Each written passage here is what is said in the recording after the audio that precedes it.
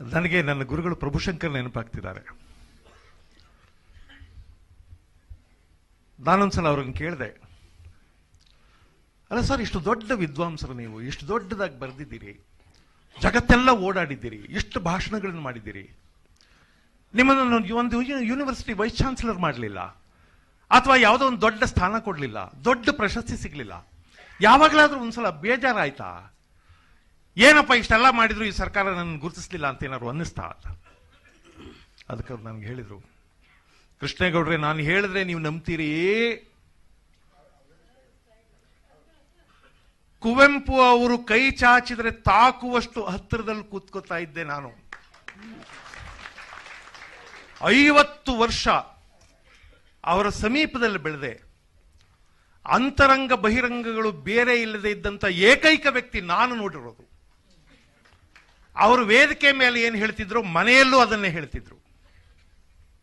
ಅಂಥವರ ಜೊತೆ ನಾನು 50 ವರ್ಷ ಬದುಕಿದ್ದೇನೆ.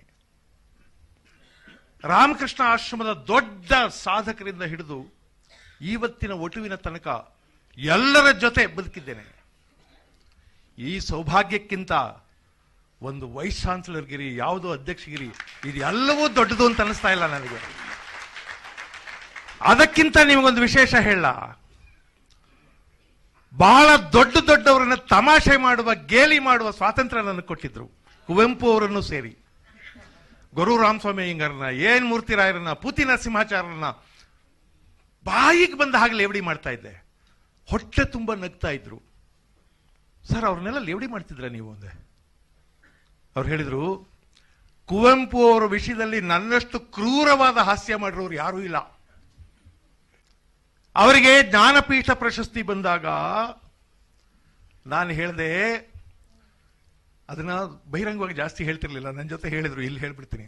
ನಾನು ಹೇಳಿದೆ, ನಮ್ಮ ಗುರುಗಳು ಜ್ಞಾನಪೀಠ ಪ್ರಶಸ್ತಿ ಬಂದಾಗ ಈ ಪ್ರಶಸ್ತಿ ಸರ್ವಭಾಷಾಮಯಿಯಾದ ಸರಸ್ವತಿಗೆ ಸಲ್ಲಬೇಕು ಅಂತ ಹೇಳಿ ಅವರು ಕೊಟ್ಟ ಪ್ರಮಾಣ ಪತ್ರವನ್ನ, ಅವರು ಕೊಟ್ಟ ಕರಂಡವನ್ನ, ಅದೆಲ್ಲವನ್ನೂ ತಗೊಂಡು ಹೋಗಿ ಸರಸ್ವತಿಯ ಮುಂದೆ ಇಟ್ಟು ದೀರ್ಘದಂಡ ನಮಸ್ಕಾರ ಮಾಡಿದ್ರು.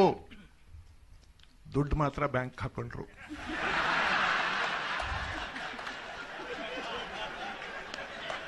ಕುವೆಂಪು ಅದನ್ನು ಕೇಳಿ ಹೊಟ್ಟೆ ಹಿಡ್ಕೊಂಡು ಹೋಗೋರು. ಯಾರಾದ್ರೂ ಅವ್ರ ನೆಂಟರಿಷ್ಟರು ಮನೆಗೆ ಬಂದಾಗ, ಪ್ರಭುಶಂಕರ್ ಬನ್ನಿ, ಆ ಜ್ಞಾನಪೀಠದ ಹೇಳಿ ಇವ್ರಿಗೆಲ್ಲ ಅಂದ್ರು. ಈ ಸೌಭಾಗ್ಯಕ್ಕಿಂತ ಒಂದು ವೈಸ್ ಚಾನ್ಸಲರ್ ಪದವಿ ಏನ್ರಿ? ಕೃಷ್ಣೇಗೌಡರ ಜೀವನವಿಡೀ ಆನಂದವಾಗಿ ಬದುಕಿದ್ದೀನಿ, ಸಂತೋಷವಾಗಿ ಬದುಕಿದ್ದೀನಿ. ಈ ಇಡೀ ಜಗತ್ತಿನಲ್ಲಿ 100 ಜನ ಮಾತ್ರ ಸುಖವಾಗಿದ್ದಾರೆ ಅಂದ್ರೆ ಆ 100 ಜನದಲ್ಲಿ ನಾನೊಬ್ಬ. ಇಲ್ಲ 3 ಜನ ಸುಖವಾಗಿದ್ದಾರೆ ಅಂದ್ರೆ 3 ಜನದಲ್ಲಿ ನಾನೊಬ್ಬ. ಇಲ್ಲ ಕಣಯ್ಯ, ಒಬ್ಬನೇ ಸುಖವಾಗಿರೋದು ಅಂದ್ರೆ ಆ ಒಬ್ಬ ನಾನೇ. ಅಷ್ಟು ಸುಖವಾಗಿ ಬದುಕಿದ್ದೀನಿ. ಯಾಕೆ ಗೊತ್ತಾ? ನನ್ನ ಹತ್ರ ಯಾವಾಗ್ಲೂ ದುಡ್ಡೇ ಇರ್ತಾ ಇರಲಿಲ್ಲ. ಅಪರೂಪದ ಮಾತಲ್ವಾ ಇದು? ಅಪರೂಪದ ಮಾತಲ್ವಾ? ನಾನು ರೋಮಾಂಚಿತನಾಗ್ಬಿಟ್ಟೆ. ಅರೆ, ನಮ್ಮ ಅಪ್ಪ ಅಮ್ಮ ಆಸ್ತಿ ಇಟ್ಟಿದ್ರು, ದುಡ್ಡು ಇಟ್ಟಿದ್ರು, ಸಂತೋಷವಾಗಿದ್ದೀನಿ ಅನ್ನೋ ಜನ ಕೇಳಿದೀವಿ, ದುಡ್ಡೇ ಇರ್ತಾ ಇರಲಿಲ್ಲ. ನಾನು ಕೇಳಿದೆ, ಅಲ್ಲ ಸರ್, ದುಡ್ಡು ಇಲ್ಲದೆ ಇದ್ರೆ ಸಂಸಾರಿಗಳಿಗೆ ಕಷ್ಟ ಅಲ್ವಾ ಸರ್? ಯಾಕೆ ಕಷ್ಟ ಅಂದ್ರು. ಅಲ್ಲ, ಇದಕ್ಕಿದ್ದಂಗೆ ದುಡ್ಡು ಬೇಕಾಗುತ್ತೆ, ಏನ್ ಮಾಡ್ತೀರಿ ಅಂದ್ರು. ಸಾಲ ಅಂದ್ರು. ಸಾಲ ಯಾರು ಕೊಡ್ತಾರೆ ಸರ್? ಸಾಮಾನ್ಯರು ಕೊಡೋದಿಲ್ಲ, ನನ್ನಂಥ ಪ್ರತಿಭಾವಂತನಿಗೆ ಕೊಡ್ತಾರೆ. ನಾನು ಬ್ಯಾಂಕ್ ಮ್ಯಾನೇಜರ್ ಹತ್ರ ಹೋಗಿ ಕೂತ್ಕೊಂಡ್ರೆ ನನ್ನ ಮುಖಭಾವ ಹೇಗಿರ್ತಾ ಇತ್ತು ಅಂದ್ರೆ, ನನ್ನನ್ನು ನೋಡಿದ ಕೂಡಲೇ ಜಗತ್ತಿನ ಅತ್ಯಂತ ಪ್ರಾಮಾಣಿಕ ಈತನೇ ಅನ್ನುವ ಹಾಗೆ ಮುಖಭಾವ ಮಾಡ್ಕೊಂಡು ಕೂತ್ಕೊತಾ ಇದ್ದೆ ನಾನು. ಅವರು ಕೊಟ್ಟ ಸಾಲವನ್ನು ಪ್ರತಿ ತಿಂಗಳು ವಾಪಸ್ ಕೊಡ್ತಾ ಇದ್ದೆ. ಪ್ರಾಮಾಣಿಕತೆ ಪ್ರಶ್ನೆ ಅಲ್ಲ ಅದು, ಮತ್ತೆ ಸಾಲ ಕೊಡಬೇಕು ಅನ್ನುವ ಹಾಗೆ. ಹಾಗೆ ಬದುಕಿದವನು ನಾನು. ಯಾರನ್ನೂ ಬಿಡ್ಲಿಲ್ಲ, ತಮಾಷೆ ಮಾಡ್ತಾ ಇದ್ದೆ. ಅವರು ಮಂದಹಾಸ ಮೀಮಾಂಸೆ ಅಂತ ಒಂದು ಪುಸ್ತಕ ಬರೆದಿದ್ದಾರೆ. ಅಲ್ಲಿ ತನ್ನನ್ನು ತಾನು ತಮಾಷೆ ಮಾಡ್ಕೊತಾರೆ. ಎಷ್ಟು ಚೆನ್ನಾಗಿದೆ ಅಂದ್ರೆ, ನಿಮಗೆ ಪ್ರಭುಶಂಕರ್ ಅವ್ರನ್ನ ಬಹಳ ಜನ ನೋಡಿರ್ತೀರಿ, ಕಪ್ಪಿಗೆ ಕುಳ್ಳಕ್ಕಿದಾರಲ್ಲ ಅವರು. ಅಲ್ಲೊಂದು ಪ್ರಸಂಗ ಬರೀತಾರೆ. ನಾನು ಬರೆದ ಒಂದು ಲೇಖನವನ್ನು ಓದಿ ಆ ಹುಡುಗಿ ಯೌವನೆ ಇದು ತುಂಬಾ ಚೆನ್ನಾಗಿದೆ ಅಂತ ಹೇಳಿದ್ಲು. ನನ್ನ ವಯಸ್ಸಿನವರಿಗೆ ಅಷ್ಟು ಹೇಳಿದ್ರೆ ಸಾಕು, ನಾವು ಕಮಲದ ಹಾಗೆ ಕೆಂಪಾಗಿ ಬಿಡಬೇಕಿತ್ತು. ಆದರೆ ಕೆಲವು ತಾಂತ್ರಿಕ ಕಾರಣಗಳಿಂದ ನಾನು ಕೆಂಪಾಗಲು ಸಾಧ್ಯವಾಗಲಿಲ್ಲ.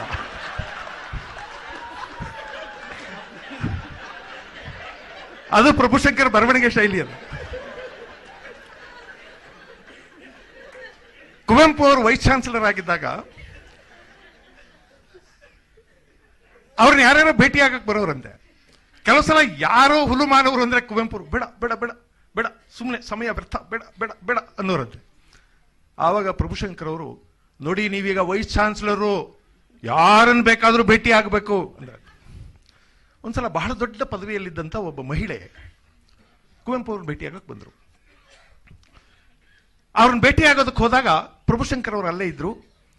ಅವರು, ನೀವು ಸ್ವಲ್ಪ ತಿಳಿಸ್ಬಿಡಿ, ಇಲ್ಲದೇ ಇದ್ರೆ ಅವರು ನಮ್ಮನ್ನು ಭೇಟಿಯಾಗಕ್ಕೆ ಒಪ್ಪಲ್ಲ. ನೋಡಿ ಇಂಥವ್ರು ಬಂದಿದ್ದಾರೆ, ನೀವು ಅವರನ್ನು ಭೇಟಿ ಆಗಬೇಕು ಅಂದರು. ಅದಕ್ಕೆ ಕುವೆಂಪು, ಬೇಡ ಬೇಡ ಬೇಡ, ನನಗೆ ಅವ್ರ ಬಗ್ಗೆ ಗೊತ್ತು, ಸಮಯ ವ್ಯರ್ಥ, ಬೇಡ. ಇಲ್ಲ ಇಲ್ಲ ಇಲ್ಲ, ಇದು ಸಾರ್ವಜನಿಕ ಪೀಠ, ಇದು ಭೇಟಿ ಆಗಬೇಕು ನೀವು. ಸರಿ, ಅವ್ರು ಭೇಟಿ ಆದರು. ಆ ಮಹಿಳೆ ಹೋದ್ರು. ಸುಮಾರು 3/4 ಗಂಟೆ ಮಾತಾಡ್ತಾ ಕೂತಿದ್ರು. ಆಮೇಲೆ ಪ್ರಭುಶಂಕರ್ ಹೋಗಿ, ಅವ್ರು ಹೋದ್ಮೇಲೆ, ನೀವೇ ಅಲ್ವೇ ಸಮಯ ವ್ಯರ್ಥ ಅಂದವರು, 3/4 ಗಂಟೆ ಮಾತಾಡ್ತಾ ಕೂತಿದ್ರಿ. ನಾವೆಲ್ಲ ಮಾತಾಡ್ತಾ ಕೂತಿದ್ವಿ, ಅವ್ರು ಮಾತಾಡ್ತಿದ್ರು, ನಾನು ಕೇಳ್ತಿದ್ದೆ.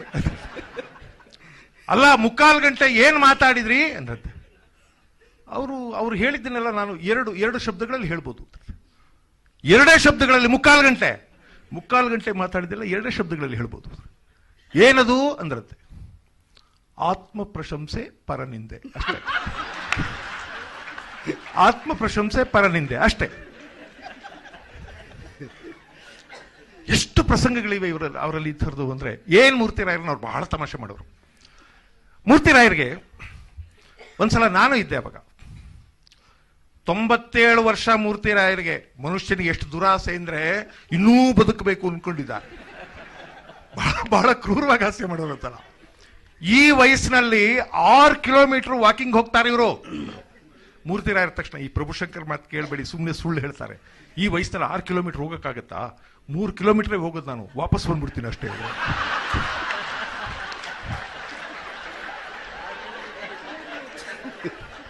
ಅದಕ್ಕಿಂತ ಕ್ರೂರವಾದ ಹಾಸ್ಯ ಅಂದ್ರೆ 98ನೇ ಬರ್ತ್ಡೇ ಅವ್ರದ್ದು ಒಂದು ಸಣ್ಣ ಸಮಾರಂಭ. ಅದರಲ್ಲಿ ಪ್ರಭುಶಂಕರ್ ಹೇಳಿದ್ದು, ಅವ್ರದ್ದು ಅಭಿನಂದನ ಭಾಷಣ. ಅವ್ರು ಹೇಳಿದ್ರು, ನಮ್ಮ ಮೂರ್ತಿರಾಯರು 98 ವರ್ಷ ಬದುಕಿದ್ದಾರೆ. ಅದಕ್ಕಿಂತ ಸಂತೋಷದ ವಿಷಯ ಅಂದ್ರೆ ಇವರು 1900ರಲ್ಲಿ ಹುಟ್ಟಿದವರು. ನೆನಪಿಟ್ಕೊಳ್ಳೋದಕ್ಕೆ ಬಹಳ ಸುಲಭ. ನಮ್ಮಲ್ಲಿ ಈ ಕವಿಗಳ ಹುಟ್ಟಿದ್ದು ಸತ್ತಿದ್ದು ದಿನಾಂಕಗಳು ಗೊತ್ತಿಲ್ಲದೆ ನಮ್ಮ ಸಂಶೋಧಕರು ಅದಕ್ಕೆ ಸಾಯ್ತಾರೆ. ಇವ್ರದ್ದು ನೋಡಿ ನೆನಪಿಟ್ಕೊಳ್ಳೋದು ಸುಲಭ. ಆದ್ರಿಂದ ನಮ್ಮ ನೆನಪಿಟ್ಕೊಳ್ಳೋಕೆ ಸುಲಭ ಆಗಲಿ ಅನ್ನೋ ಕಾರಣಕ್ಕೆ ತಾವು 2000ನೇ ಇಸ್ವಿಗೆ ಮನಸ್ಸು ಮಾಡಬೇಕು. ತಕ್ಷಣ ಮೂರ್ತಿರಾಯರು ಎದ್ದು, ನಿಮ್ಮ ಸಂಶೋಧಕರು ಸಾಯ್ಲಿ, ನಾನು ಬದುಕ್ತೀನಿ.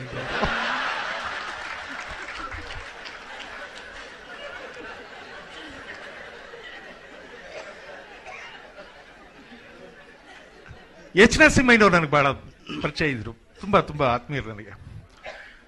ಅವ್ರ ನ್ಯಾಷನಲ್ ಸ್ಕೂಲ್ನಲ್ಲಿ ಎಲ್ಲ ಕಡೆ ಒಂದು ಬೋರ್ಡ್ ಹಾಕಿದ್ರು, ಪ್ರಶ್ನಿಸದೆ ಏನನ್ನು ಒಪ್ಪಬೇಡಿ. ಅಲ್ಲೊಂದು ಕ್ವೆಶ್ಚನ್ ಮಾರ್ಕ್. ನಾನು ಒಂದು ಸಮಾರಂಭದಲ್ಲಿ ಸುಮ್ಮನೆ ತಮಾಷೆ ಮಾಡಿದೆ. ಎಚ್ ನರಸಿಂಹಯ್ಯನವರು ಎಲ್ಲಾ ಕಡೆ ಬರೆದಿದ್ದಾರೆ, ಪ್ರಶ್ನಿಸದೆ ಏನನ್ನು ಒಪ್ಪಬೇಡಿ, ಆ ವಾಕ್ಯವನ್ನು ಕೂಡ ಅಂದೆ ನಾನು. ಹಾಗಂದ ತಕ್ಷಣ ಅವ್ರು ಅಲ್ಲೇ ನಿಂತ್ಕೊಂಡು ಇವ್ರು ಹೇಳಿದ್ದನ್ನೂ ಕೂಡ ಅಂದ್ರು. ಆಮೇಲೆ ನಿಮ್ಮೆಲ್ರಿಗೂ ಗೊತ್ತಿರಲಿ, ಎಲ್ಲರೂ ಒಂದೇ ಪ್ರಶ್ನೆ ಕೇಳ್ತಾರಪ್ಪ, ಎಚ್ ನರಸಿಂಹಯ್ಯನವರು ಯಾಕೆ ಮದುವೆ ಆಗಿಲ್ಲ? ಒಂದೇ ಡೈಮೆನ್ಷನ್ ಆ ಕ್ವೆಶ್ಚನ್ ಕೇಳೋದಕ್ಕೆ. ಬೇರೆ ಕಡೆಯಿಂದನೂ ಪ್ರಶ್ನೆ ಕೇಳ್ಬೋದು. ಎಚ್ ನರಸಿಂಹಯ್ಯನವರು ಯಾಕೆ ಮದುವೆ ಆಗಿಲ್ಲ ಅನ್ನೋ ಹಾಗೇನೆ ಎಚ್ ನರಸಿಂಹಯ್ಯನವ್ರನ್ನ ಯಾರು ಯಾಕೆ ಮದುವೆ ಆಗಿಲ್ಲ ಹಂಗೂ ಕೇಳ್ಬೇಕಲ್ವಾ? ಹಂಗೂ ಕೇಳ್ಬೋದು. ಹಂಗೆ ಕೇಳಿದ್ರೆ ಉತ್ತರ ನನಗೆ ಗೊತ್ತು. ಏನು ಅಂದ್ರೆ, ಹೆಣ್ಣನ್ನು ನೋಡಿದಾಗ ಗಂಡಸರ ಮುಖದ ಮೇಲೆ ಮೂಡಬೇಕಾದದ್ದು ಆಶ್ಚರ್ಯ ಸೂಚಕ ಚಿಹ್ನೆ. ಆದ್ರೆ ಇವರೆಲ್ಲಾ ಕಡೆ ಕ್ವಶನ್ ಮಾರ್ಕ್ ಹಾಕೊಂಡು ಕೂತವ್ರೆ. ಅವನು ಕ್ವಶನ್ ಮಾರ್ಕ್ ಹಾಕಿದ ತಕ್ಷಣ ಅವನು ಗೆಟ್ ಔಟ್ ಅಂದಿರ್ತಾಳೆ, ಆದ್ರಿಂದ ವಾಪಸ್ ಬಂದಿದ್ದಾರೆ. ಅವರಿಗೆ ಎಂತ ಹಾಸ್ಯ ಪ್ರಜ್ಞೆ ಇತ್ತು ಅಂದ್ರೆ, ನರಸಿಂಹಯ್ಯನವರು ತೀರ್ಕೊಳ್ಳೋದು 4 ದಿವಸ ಅಂತ ಆಸ್ಪತ್ರೆಗೆ ಹೋಗಿದ್ವಿ ನಾವು ಅವ್ರನ್ನ ಭೇಟಿಯಾಗೋದಕ್ಕೆ. ಡೆತ್ ಬೆಡ್ ಅಲ್ಲಿ ಇದ್ರು ಅವರು. ಅವ್ರೂರ್ನವ್ರೊಬ್ರು ಮಂಜುನಾಥ್ ಅಂತ ನನ್ನ ಸ್ನೇಹಿತರು, ಇಬ್ರು ಹೋದ್ವಿ ಅವರು ನೋಡೋಣ ಅಂತ. ಆವಾಗ ಅವರು, ಕೃಷ್ಣೇಗೌಡ್ರೆ ಇನ್ಮೇಲೆ ಆಯ್ತಪ್ಪ, ಆಯ್ತು ಇನ್ಮೇಲೆ ಈ ಸಲ ನಾನು ಬದುಕಲ್ಲ. ನಾನು ಸುಮ್ಮನಿರಿ ಸರ್, ಯಾಕೆ ಹಂಗೆ ಹೇಳ್ತೀರಿ, ಇರ್ತೀರಿ ಸರ್ ನೀವು, ನಿಮಗೇನು ಗೊತ್ತಪ್ಪ, ನನಗೆ ಗೊತ್ತು. ಇಲ್ಲ ಅಂದರು. ಆಮೇಲೆ ಅವರು ಮಂಜು, ಅವ್ರ ಊರಿನವರು, ಗೌರಿಬಿದನೂರು ಹೊಸೂರಿನವರು, ಮಂಜು ನಾನು ಸತ್ತು ದಿವಸ ನೀನು ಊರಲ್ಲೇ ಇರಬೇಕಪ್ಪ ಅಂತ. ಸುಮ್ಮನಿರಿ ಸರ್, ಅದೆಲ್ಲ ಯಾಕೆ ಮಾತು, ಇಲ್ಲ ಇಲ್ಲ ನಾನು ಸೀರಿಯಸ್ ಆಗಿ ಹೇಳ್ತಾ ಇದ್ದೀನಿ, ಇರಬೇಕು. ಆಮೇಲೆ ಈ ಶರೀರನ ತಗೊಂಡು ಹೋಗಿ ಒಣಸೌದೆ ಹಾಕಿ ಸುಟ್ಟಾಕ್ಬಿಡಿ, ಪುರ್ರ ಅಂತ ಉರಿದು ಹೋಗ್ಬಿಡ್ಲಿ, ಏನೂ ಉಳಿಬಾರ್ದು, ಒಣಸೌದೆ ಹಾಕಿ ಸುಟ್ಟಾಕ್ಬಿಡಿ ಅಂದರು. ಇರಲಿ ಬಿಡಿ ಸರ್, ಇಲ್ಲ ಇಲ್ಲ ಇಲ್ಲ ಚೆನ್ನಾಗಿ ಒಣಗಿರೋ ಸೌದೆ ಹಾಕಿ ಸುಡಬೇಕು, ಹಸಿ ಸೌದೆ ಹಾಕ್ಬಿಡಿ ಅಂದರು. ಅವರು, ಬಿಡಿ ಸಾರ್ ನೀವು, ನಾವೇನೋ ಹಾಕೊಂಡು ಸುಡ್ತೀವಿ, ನೀವೇನು ಅದು ಒಣಸೌದೇನೆ ಬೇಕು ಅಂತ ಏನು ಅಂತಿವ್ರಂದ್ರು. ಅದಕ್ಕೆ ಅವರು, ಇಲ್ಲ ಇಲ್ಲ ಮಂಜು, ಇಲ್ಲಪ್ಪ ಅದು ಹಸಿ ಸೌದೆ ಬೇಡ, ಹೊಗೆ ಆಡುತ್ತೆ, ನನಗೆ ಕೆಮ್ಮು ಕಣ.